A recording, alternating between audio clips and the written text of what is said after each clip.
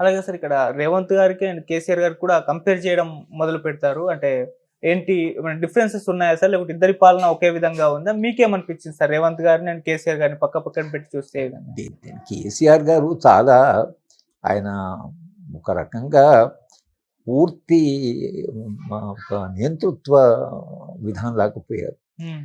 ఆ ప్రభుత్వంలో మంత్రులకి ఎవరికి స్వేచ్ఛ లేదు, ఇద్దరు ముగ్గురు తప్పించి ఏ మంత్రి దగ్గరికి వెళ్ళినా మా చేతిలో ఏం లేదని అన్నారు. ఇప్పుడు అట్లా కాదు, ఇక్కడ ఏ మంత్రి అయినా కొన్ని నిర్ణయాలు తీసుకోగలుగుతున్నారు. హ్మ్. మంత్రులకు కొంత స్వేచ్ఛ ఉంది. ఓకే. మంత్రులు కూడా ముఖ్యమంత్రి గారితో వెళ్ళి మాట్లాడే స్వేచ్ఛ వాళ్ళకుంది.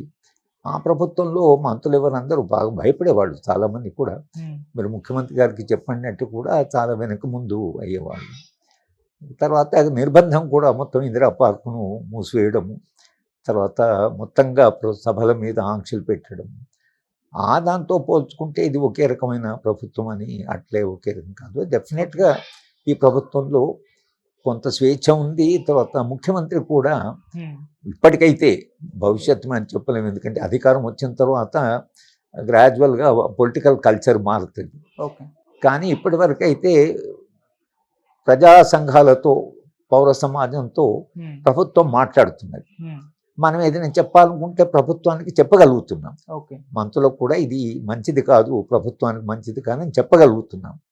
ఈ ఇది ఏదైతే ఈ వెసులుబాటు ఏదైతే ఉందో అది మీకు బీఆర్ఎస్ ప్రభుత్వంలో మీకు ఆ వెసులుబాటు చాలా తగ్గిపోయింది. ఓకే. అందుకని ప్రజలు ఒక రకంగా అసలు వాళ్ళు ఓడిపోవడానికి కూడా ప్రధాన కారణం మిగతా ఏ మార్పులు ఏదైనా కూడా నిర్బంధం బాగా పెరిగింది అనేటువంటిది తెలంగాణలో చాలా విస్తృతంగా ఫీలింగ్ వచ్చింది. ఓకే.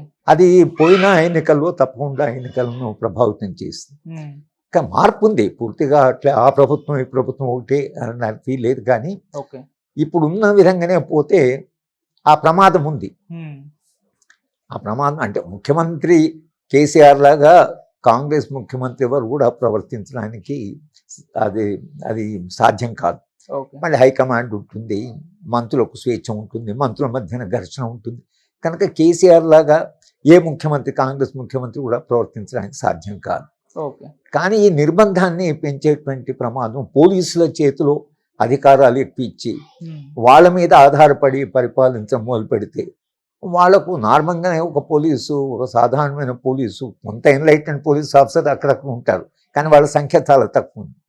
కనుక ఈ పోలీస్ అధికారికి స్వేచ్ఛ అంటే ముందు దాని స్వేచ్ఛ కంట్రోల్ చేయడమే అధికారం అనుకుంటారు. ఓకే. మీరు వాళ్ళ మీద ఆధారపడి మీరు అది కొందరు ఐఏఎస్ ఆఫీసర్లు అంటున్నారు కూడా, హ్మ్. పోలీసు వాళ్ళకి ఇచ్చినంత ప్రాధాన్యత ముఖ్యమంత్రి గారు సివిల్ సర్వెంట్స్కు ఇవ్వడం లేదు హ్మ్. అని ఒక మాట కూడా వస్తున్నది. ఆ పద్ధతి మారాలి. ఆ ఓకే. పద్ధతి మారాలి. లేకపోతే ఆ ప్రభుత్వంలో ఉన్న నిర్బంధమే ఈ ప్రభుత్వంలో వస్తే హ్మ్. అప్పుడు ప్రజలు మళ్ళీ తప్పకుండా దానికి రెస్పాండ్ అవుతారు, దానికి స్పందిస్తారు. తెలంగాణలో ముఖ్యమంత్రి గారు ఒక సూత్రీకరణ చేశాడు. ఆకలినైనా భరిస్తారు, కానీ హ్మ్. స్వేచ్ఛ మీద దాడి చేస్తే తెలంగాణ ప్రజలు ఊరుకోరు. అవును. అది ఆయన సరిగ్గానే పట్టాడు. తెలంగాణను ఆ విధంగా ఆయన బాగానే అర్థం చేసుకున్నాడు. కానీ అది ఆచరణలో రావాలి కదా, అవును. ఆచరణలో అది కనిపించాలి. ఇప్పుడు మీటింగులు పెట్టుకునే వాళ్ళకి మనకేం ప్రాబ్లం లేదు. మనం ఇప్పుడు మీటింగ్ పెట్టుకునే ప్రతి వాళ్ళు కూడా పర్మిషన్ వస్తుందో రాదో, చివరి నిమిషం దాకా పర్మిషన్ లేదు, చివరి నిమిషంలో పర్మిషన్ ఇచ్చినప్పుడు మళ్ళీ దానికి కండిషన్ పెట్టడం, హ్మ్. ఈ పద్ధతి తప్పకుండా మారాలి. అసలు అక్కడ కొంత ప్రజలు కూడా ఫీల్ అవుతున్నారు. ఓకే. ఆ ప్రభుత్వానికి ఇప్పుడు తేడా లేదు, ఎందుకంటే మళ్ళీ పోలీసు దగ్గర పోవడము, హ్మ్. పర్మిషన్ అడగడము, వాళ్ళు ఇస్తారా లేదు తెలియదు, మళ్ళీ కోర్టుకు పోయి పర్మిషన్ తెచ్చుకో, ఇది ఉండకూడదు, ఇది మారాలి. ఓకే. ఇది కొంత మారింది, హ్మ్. కానీ ఈ మార్పు ఇంకా చాలా మౌలికంగా మార్పు రావాల్సిన అవసరం ఉంది. మరి ఇక్కడ ఒకవేళ రాహుల్ గాంధీ గారు ప్రచారం చేసేప్పుడు తెలంగాణ చూడండి ఎంత స్వేచ్ఛగా మీటింగ్ పెట్టుకుంటున్నారు, ఎంత స్వేచ్ఛగా వాళ్ళు మాట్లాడుతున్నారు, అలాంటి ప్రజాస్వామ్యం మేము తీసుకొస్తాము అని చెప్పడానికి వాళ్ళు ఉన్న 3-4 రాష్ట్రాల్లో హ్మ్. ప్రజాస్వామ్య పునరుద్ధరణ జరగాలి. అవును. ఇక్కడ నిజంగా మిగతా రాష్ట్రాల కంటే స్వేచ్ఛ ఎక్కువ ఉండాలి. ఏ కారణం వల్ల అయితే కానీ మొత్తం మీద పోలీసు యొక్క కల్చర్ ఏదైతుందో, హ్మ్. పోలీసు సంస్కృతి ఏదైతుందో అది ఏమాత్రం మారలేదు. ఓకే. అంటే పోలీస్ యంత్రాంగాన్ని మీరు రీఓరియంట్ చేయండి, పోలీస్ యంత్రాంగాన్ని మీరు దాని యాటిట్యూడ్ మార్చండి అని మనం ఒకటి చెప్తూనే ఉన్నాం. అవును. కానీ పోలీసుల యొక్క ప్రవర్తనలో కానీ ప్రతిదానికి మా కంట్రోల్ కావాలి.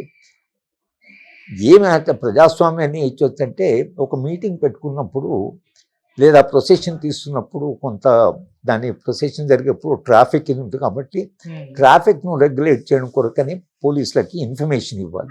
ఓకే.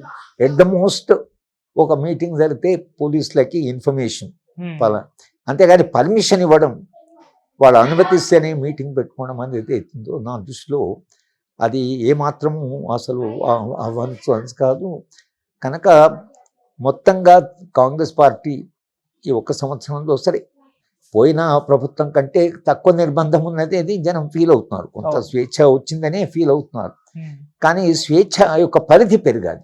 మరి ఇక్కడ ఒకవేళ రాహుల్ గాంధీ గారు ప్రచారం చేసేప్పుడు తెలంగాణ చూడండి ఎంత స్వేచ్ఛగా మీటింగ్ పెట్టుకుంటున్నారు, ఎంత స్వేచ్ఛగా వాళ్ళు మాట్లాడుతున్నారు.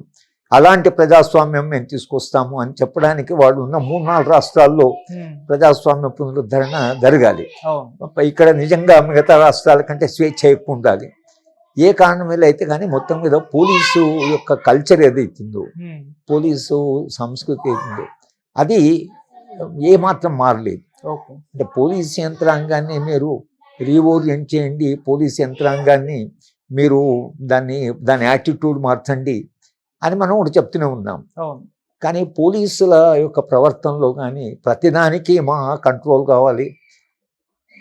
ఏమి అంటే ప్రజాస్వామ్యాన్ని ఇచ్చొచ్చంటే ఒక మీటింగ్ పెట్టుకున్నప్పుడు లేదా ప్రొసెషన్ తీస్తున్నప్పుడు కొంత దాని ప్రొసెషన్ జరిగేప్పుడు ట్రాఫిక్ ఇది ఉంటుంది కాబట్టి ట్రాఫిక్ను రెగ్యులేట్ చేయడం కొరకని పోలీసులకి ఇన్ఫర్మేషన్ ఇవ్వాలి.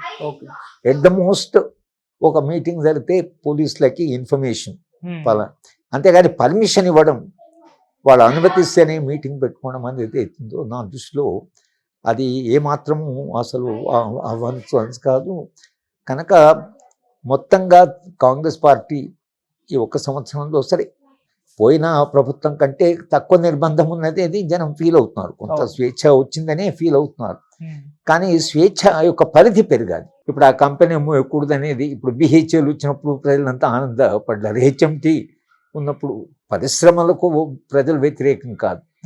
కానీ ఇట్లా ఈ సమాజంలో వీడు ఈ అభివృద్ధి బదులుగా కొత్త సమస్యలను సృష్టించేటువంటి పరిశ్రమల్ని మనం ఎందుకు ఆహ్వానించాలి, అటువంటి అభివృద్ధి నమూనా ఎందుకనేది కూడా ప్రభుత్వం ఈ 2 విషయాల్లో వాళ్ళు మళ్ళీ తప్పకుండా ఆలోచించాలి. ఇలాంటి అభివృద్ధిని ప్రజలు కోరుకోరు. ఓ ఆటోమొబైల్ కంపెనీ వస్తుందంటే, లేకపోతే ఒక సైకిళ్ళ కంపెనీ, వస్తువుల ఉత్పత్తి కంపెనీ వస్తుందంటే ప్రజలు ఇండస్ట్రియలైజేషన్ కావాలని అంటారు. కానీ ఇటువంటి పారిశ్రామికీకరణ ఏదైతుందో ఇది ప్రభుత్వము ముఖ్యంగా ఇథనాల్ అయితే మనం దాని ఏ పరిస్థితులు అట్లే నేవీ ప్రాజెక్టు చాలా కాలంగా పెండింగ్ ఉండింది. దాని 2000 ఎకరాలు పెట్టి అది చాలా కాలంగా ప్రభుత్వాలు వెనక ముందు అవుతుంటే ఈ ప్రభుత్వం వచ్చేసి నేవీ సిగ్నల్స్ దానికి కూడా పర్మిషన్ ఇచ్చారు. ఓకే.